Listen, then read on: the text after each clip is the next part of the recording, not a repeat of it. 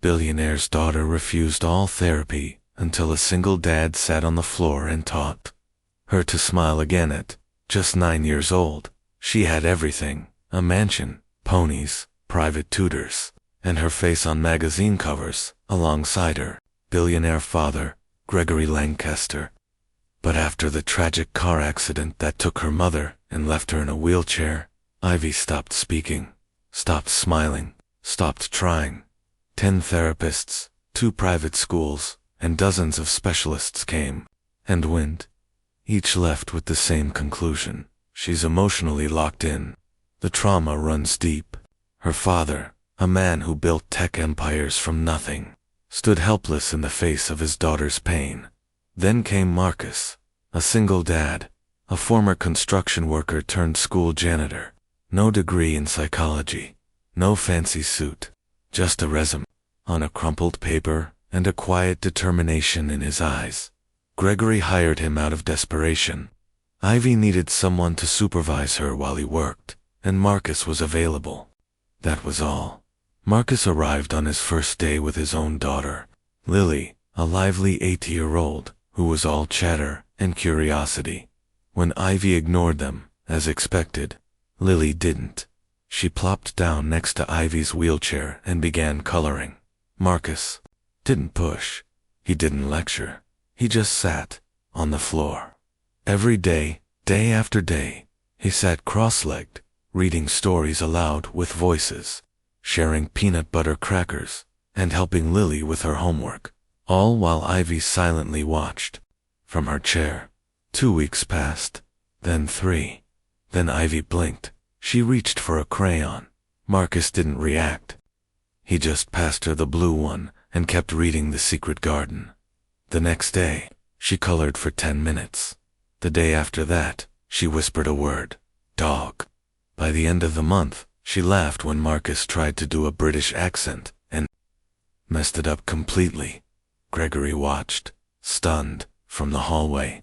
His daughter was coming back. One night, Gregory pulled Marcus aside.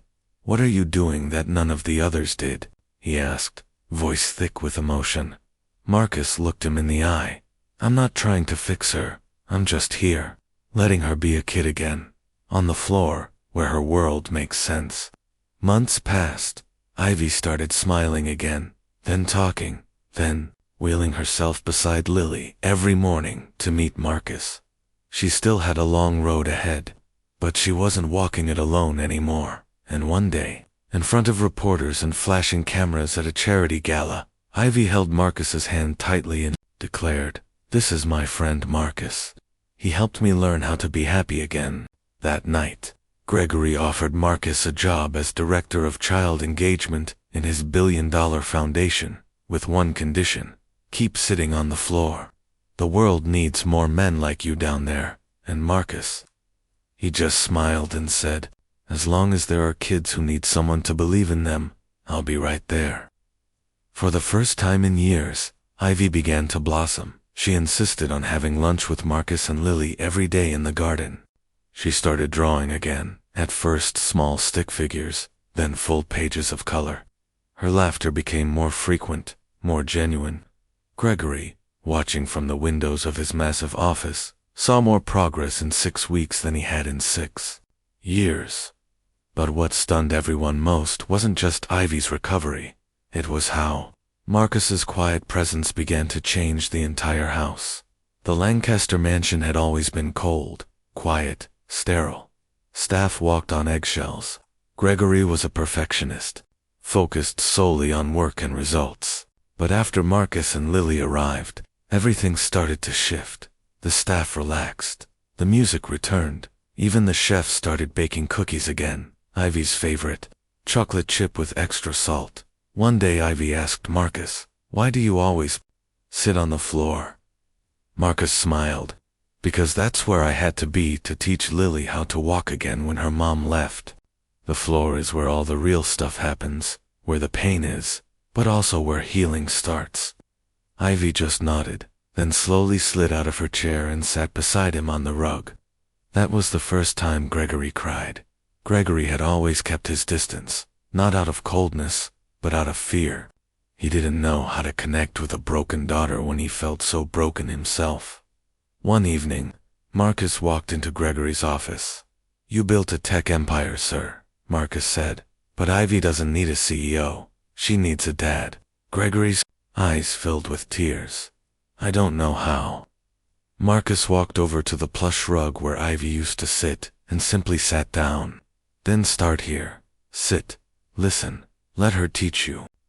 That night, Gregory sat on the floor for the first time in over 30 years. Ivy rolled into the room and looked surprised. "What are you doing down there?" she asked. He smiled through tears.